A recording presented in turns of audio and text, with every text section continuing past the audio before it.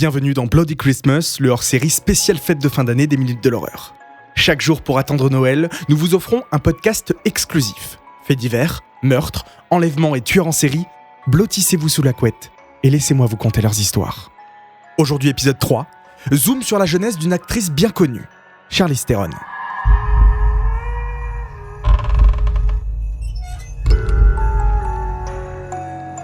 Avant de devenir l'égérie du parfum Dior J'adore, Charlize Theron est une actrice sud-africaine née à Benoni, dans la province du Transvaal, le 7 août 1975.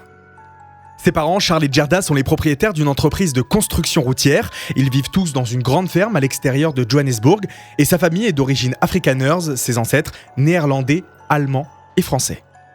À la maison, on parle donc l'afrikaans, la langue des colons blancs et des métis en Afrique du Sud.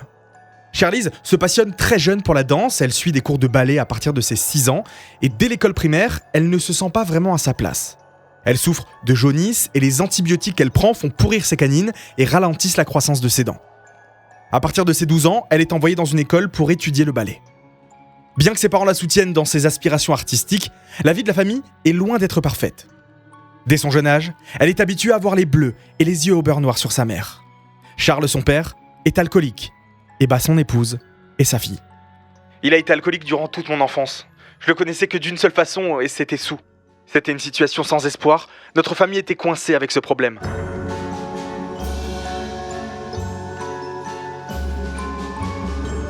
En 1991, c'est le drame. Un soir, Charlize, alors âgée de 15 ans, observe son père alors qu'il attaque violemment sa mère et elle, armé d'un pistolet et hurlant qu'il veut les tuer. Ma mère et moi étions dans ma chambre, appuyés contre la porte parce qu'il essayait de passer. Nous poussions dessus de l'intérieur pour qu'il ne puisse pas entrer. Il a alors pris du recul et a tiré 3 balles dans la porte. Aucune des balles ne nous a jamais touchés, ce qui est un miracle.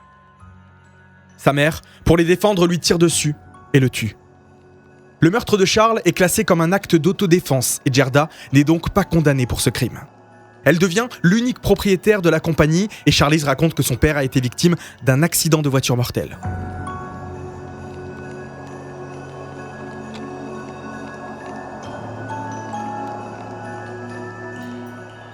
Très vite, la vie va reprendre son cours, elle remporte un concours de mannequinat et gagne un contrat d'1 an à Milan. Sa mère et elle quittent donc l'Afrique du Sud pour l'Italie.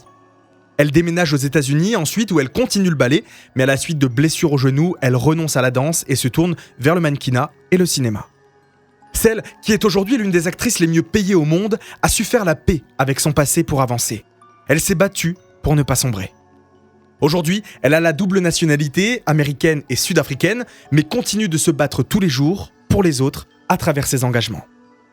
En 2008, elle devient messagère de la paix des Nations Unies pour son action avec les enfants pauvres d'Afrique du Sud. Elle s'implique également énormément dans la lutte contre le sida et espère pouvoir débarrasser son pays d'origine de ce fléau.